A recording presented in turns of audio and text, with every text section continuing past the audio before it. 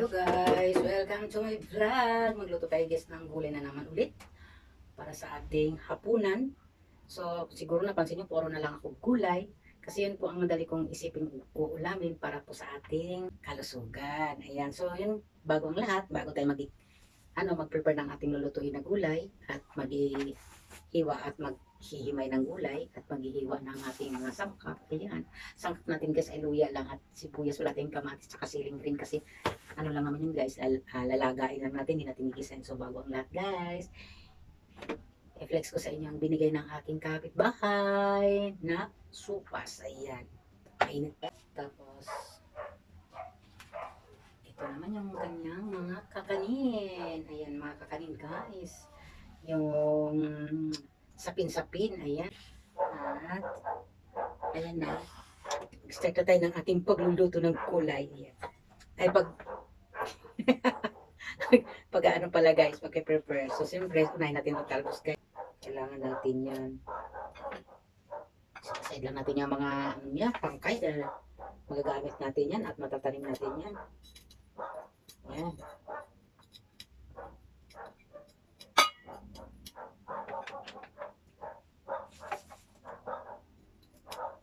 Ito natin ilagay sa ating mga mangkok para ay ano.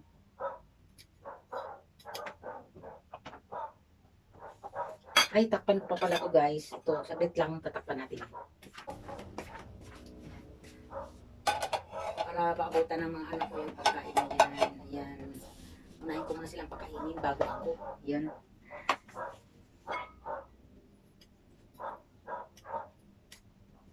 Sarap ito guys, sabaw. Always sabaw.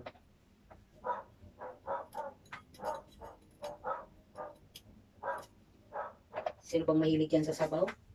Tulad ko, mahilig sa sabaw, laging gulay. Sarap. So kasi guys, pag himay ako nito guys, may 4 inches ako natitirang tangkay dyan, hindi pwede sasagarin kasi nandyan din po yung sustansya sa tangkay ng ating talbos. Yan. Tsaka maganda yung may nangunguya kang medyo malutong ang kanyang tangkay. Sarap.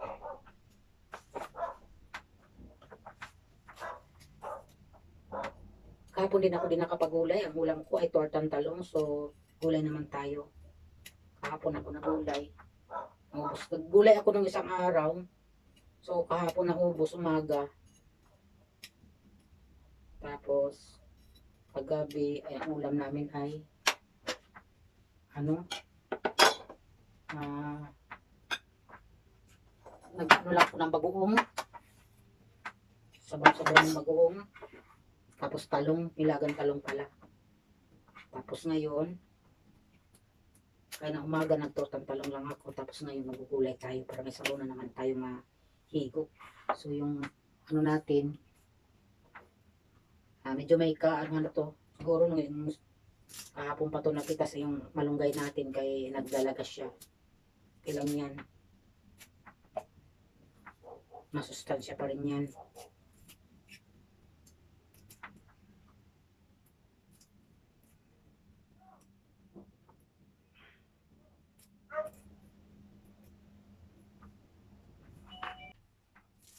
Sahog natin dito guys, ano lang, dilis na tuyo. Hindi mo na ako magpiprito. Ito yung dilis, sasangagin natin yan. Tapos, tsaka natin, sangagin lang natin siya ng ano sa kawali na walang mantika.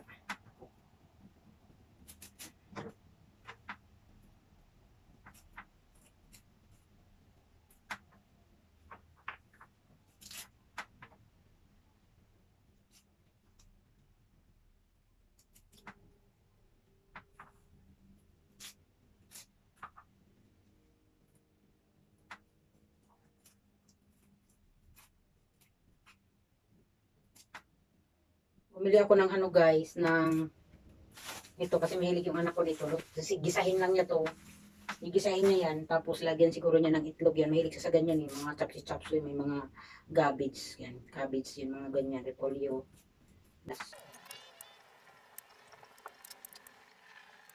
Bigay yung kapitbahay ko ng pagkain ng Netflix kasi ano yan.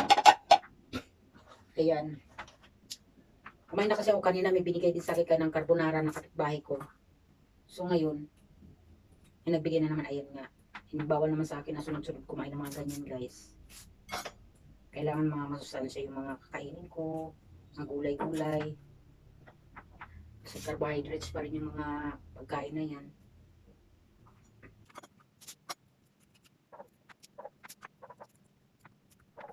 Huwag kayong mag-alala kasi ang ano ko lang naman sa sarili ko ay mataas lang yung cholesterol ko at saka yung uric acid ko.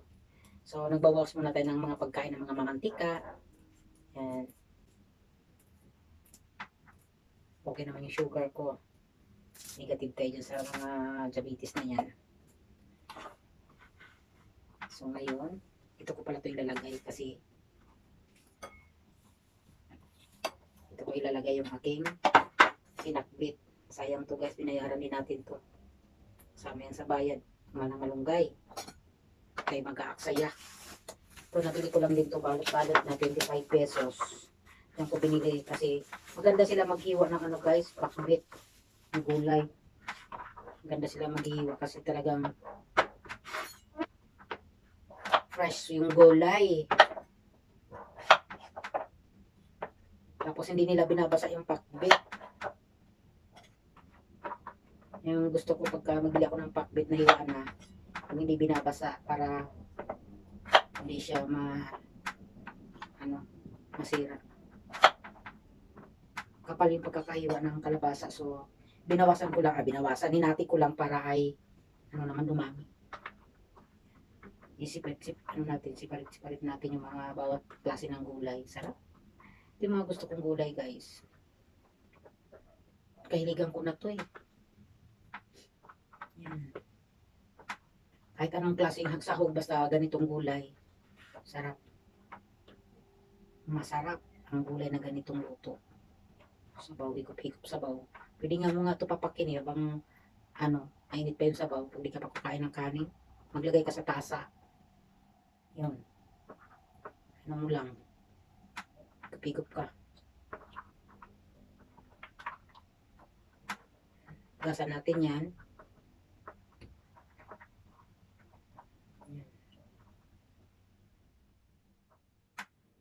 Kaunti lang yung talong, 3 hiwa ang talong guys. O sa isang balot, mahal talaga ang talong ngayon. Mahal ang talong. Tapos, maghiwa tayo ng sibuyas. Maliit. Natandad tayo, kumako doon sa tanim ko. Di ko pala na-i-flex sa inyo yung tandad ko doon. May nagbigay sa akin na isang kumpol na ganyan, no? Kasama ugat. Ang haba ng dahon. Talagang buo yung isang kumpol na ganyan. Isang kumpol lang din tinanim ko sa paso. Kaya inalis ko, nagbawas lang ako ng mga parang natutumba na dahon, inalis ko. Para naman ay may tanlad yung ating gulay, mabango. Mabango sa gulay kapag may tanlad. Natin ng ganyan para kunwari madami yan.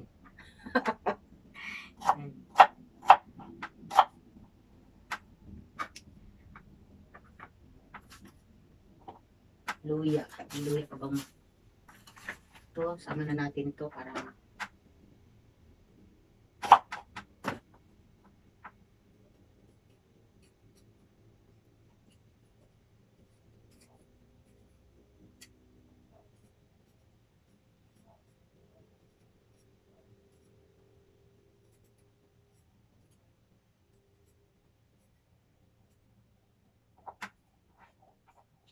so ngayon guys, bago tayo mag-iwan ng luya, pa-subscribe naman ang aking channel guys, TC Vlog.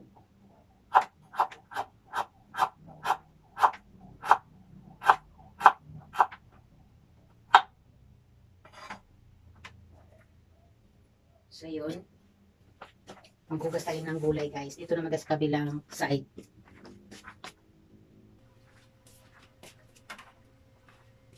Yan. Natin dito yung ating mga gulay. Ito.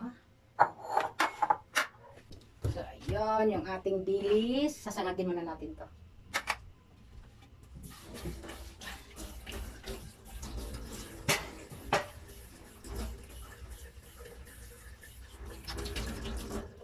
Igisa natin to. May dilaw na ano. Yan.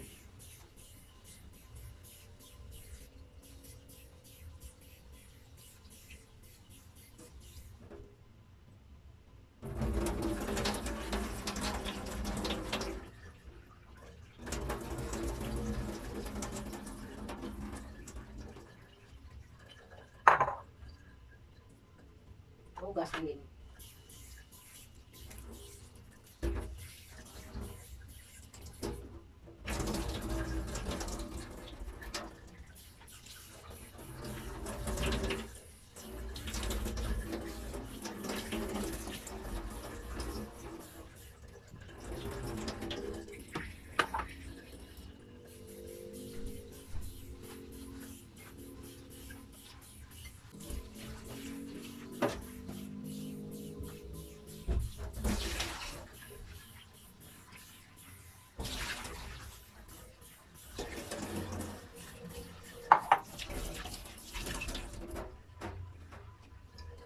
Yan ang ating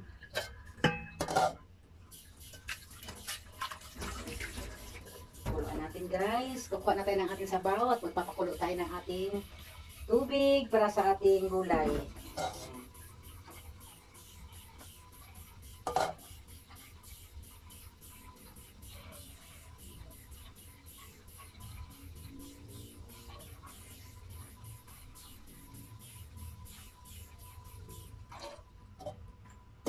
Ayun, isasalang na natin.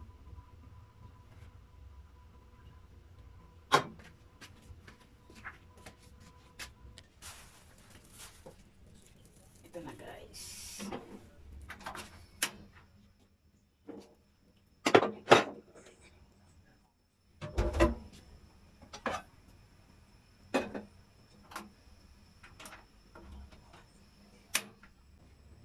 Sangagin natin to guys.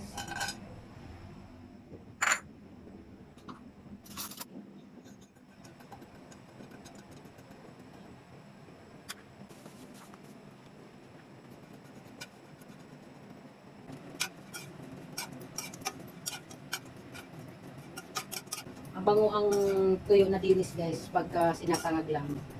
Wala siya mantika. Ano siya? Para ka rin nag-ihaw ng tuyo. Bango. So yun lang, ganun lang siya kalit guys, magluto ng sangag na tuyong dinis. Ayan. Lagay natin siya dito.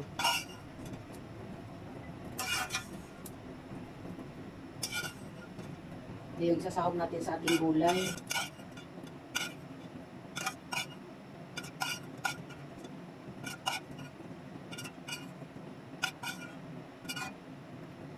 So, ilalagay na natin. Lagay na natin yung sibuyas at luya. Siling green, haba. Kalabasa.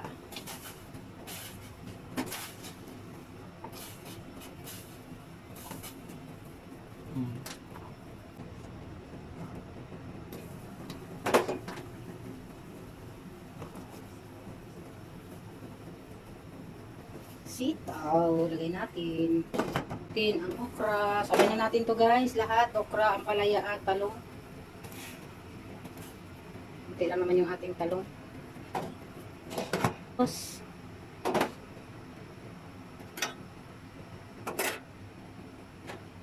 na natin yung dilis guys para huwag natin lahatin para meron tayong makain mamaya pa. Ating tanlad.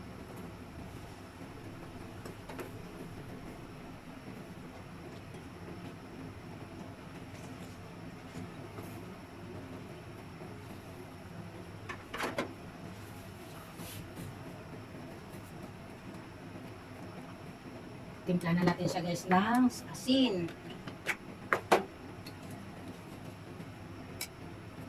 Tansya lang. Ayan.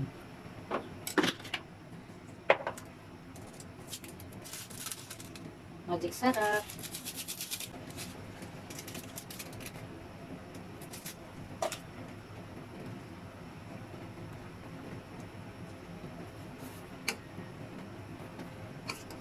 guys.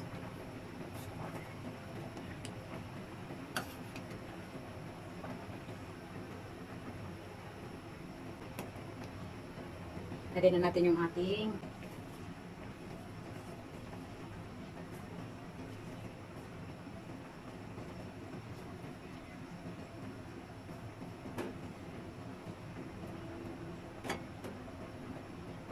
ang bango. Tanggalin na natin itong ating nilapat na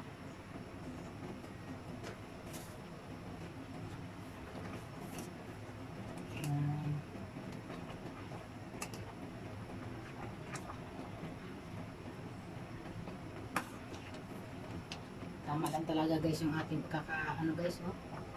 Halos sinunod-sunod lang natin yung paglalagay ng gulay para hindi naman siya ma-overcook yung mga inilagay natin una.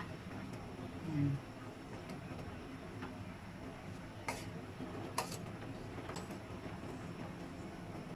Tama natin guys.